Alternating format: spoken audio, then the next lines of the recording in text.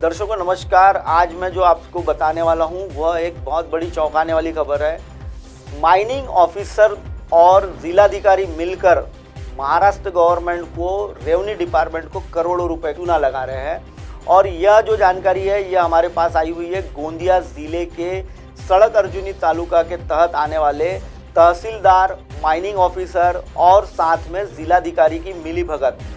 हाल ही में जिलाधिकारी के यहाँ एक परमिशन ली गई थी जिसमें अग्रवाल करके नाम की एक कंपनी है। उस कंपनी ने लगभग अपने लिए जो रेती होती है, बालू होती है, वो बालू के लिए उन्होंने अप्लाई किया हुआ था। और जिलाधिकारी और खनन अधिकारी जो है, माइनिंग ऑफिसर है, इन्होंने उसको परमिशन दी गई थी। और वो परमिशन क्या दी गई थी वो मैं आपको बता देता हूँ। पहले तो आप जो स्क्रीन पर जो चीज़ें देख रहे हैं, यह अग्रवाल ग्लोबल नाम की जो एक कंपनी है उसने ट्रेडिंग का लाइसेंस मांगा हुआ था जिलाधिकारी को। जिलाधिकारी को ट्रेडिंग का लाइसेंस मांगा हुआ था उसने, कितने जगह के लिए उनको ट्रेडिंग का लाइसेंस दिया गया था वो मैं बता देता हूँ। ये साउंगी 1 नंबर का जो घाट है वहाँ का उन्हें ट्रेडिंग का लाइसेंस मिला था। साउंगी 2 नंबर का ये उनको एक ट्रेडिंग लाइसेंस मिला हुआ था। और सौंदड़ के कोंढरा करके यह जो एक घाट है उसका उन्हें ट्रेडिंग का लाइसेंस मिला हुआ था। अग्रवाल ग्लोबल ट्रेडिंग करके उन्होंने ट्रेडिंग लाइसेंस लिया हुआ था। बाबू भेंडारकर यह नाम के व्यक्ति के जगह का उन्होंने उस ट्रेडिंग लाइसेंस के लिए अप्लाई किया हुआ था। इस जगह पर वह रेत को डंप करने वाले थे और डंप करने के बाद उसे ऑनलाइन जितनी उन्होंने ब्रास रेती निकाली हुई है, लगभग इन 3 घाटों से उन्हें 3400 ब्रास रेत निकालनी थी और उसे डंप करके रखना था जो बाबू भेंडारकर है इनकी जगह के ऊपर। और वहाँ से उन्हें रॉयल्टी दी जाती, वहाँ से उन्हें एक परवाना दिया जाता। और जो अग्रवाल ग्लोबल नाम की जो कंपनी है, कंस्ट्रक्शन कंपनी है, जिसका देवरी में एक ब्रिज का काम चालू है। अगर आप नेशनल हाईवे 6 पर अगर जाते हैं तो वहाँ से जो जंगल का रास्ता है, उस जंगल के रास्ते में एनिमल को आने जाने के लिए दिक्कत होती है नेशनल हाईवे 6 पर। तो उसके लिए वहाँ एक ब्रिज का निर्माण किया जा रहा है जिससे वाहन जो है नेशनल हाईवे 6 पर यह ब्रिज के ऊपर से जाएंगे और जो जानवर है वह नीचे से जाएंगे। इस तरीके की एक परियोजना बनाई जा रही है और उसी परियोजना में बड़े पैमाने पर रेत लग रही थी, तो रेत के लिए ट्रेडिंग का लाइसेंस दिया गया है।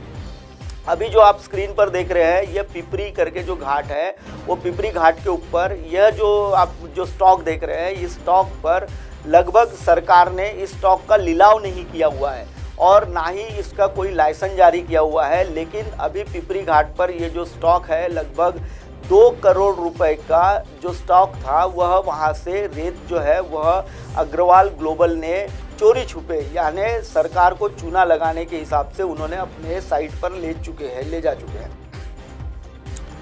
दर्शकों मैं आपको बता दूं कि इसके पहले भी अग्रवाल ग्लोबल पर 2 करोड़ रुपए की पेनाल्टी लग चुकी है, लेकिन अब तक उन्होंने पेनाल्टी भरी नहीं है। उन्हें 31 दिसंबर 2022 तक के ट्रेडिंग लाइसेंस दिया गया था, लेकिन उसे एक्सटेंड कराकर 15 जनवरी 2023 तक के उसे ट्रेडिंग का लाइसेंस फिर से दिया गया है। अब फिर से वो अप्लाई किया हुआ है उन्होंने, लगभग मार्च महीने तक के लिए उन्होंने ट्रेडिंग लाइसेंस के लिए अप्लाई करके रखा हुआ है।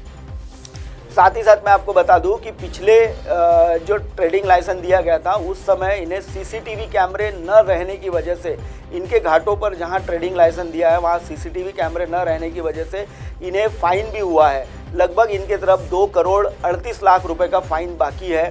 फिर भी इन्हें जिलाधिकारी और जो माइनिंग ऑफिसर है यह मिलकर इसे इस गोरख धंधे को अंजाम देने के लिए, रेती की तस्करी को अंजाम देने के लिए, या रेत को जो सरकार को जो रेत का रेवेन्यू मिलना था वह सारा रेत का रेवेन्यू जो है वह अग्रवाल ग्लोबल जो कंपनी है वह सरकार को बड़े पैमाने पर चूना लगा रही है।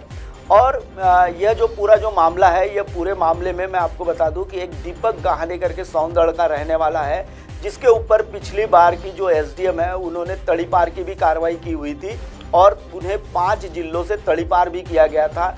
और ऐसे ये जो तड़ीपार की जो कार्रवाई हुई थी यह रेती तस्करी के ही काम के वजह से हुई थी और उसके ऊपर कई रेत तस्करी के गुने दाखिल होने के वजह से उसे तड़ीपार कर दिया गया था। लेकिन एक जो भारतीय जनता पार्टी का एक नेता है जो चुटपुट नेता है वो काफ़ी कोई बड़ा नेता नहीं है, लेकिन उसे बहुत बड़ा नेता बताया जाता है। तो उस चुटपुट जो नेता है उसके पास जाकर इसने फिर से अपने लिए अग्रवाल ग्लोबल ट्रेडिंग की तरफ से वहाँ का जो रेत तस्करी का काम है यह अपने उसने कब्जे में कर रखा हुआ है। ये जो सारी जो चीज़ें हैं यह कहीं ना कहीं सरकार को अनदेखा, सरकार के जो वरिष्ठ अधिकारी है या जिलाधिकारी है यह अनदेखा कर रहे हैं, और यह अनदेखा करने की वजह से सरकार को बड़े पैमाने पर जो रेवन्यू आना चाहिए या बड़े पैमाने पर जो सरकार के पास पैसा जमा होना चाहिए वह इन नेताओं के या इन अधिकारियों की वजह से हो नहीं पा रहा है। दर्शकों, ऐसी खबर लेकर मैं फिर से आपके सामने मौजूद होऊंगा। बने रहिए MNS न्यूज़ पर।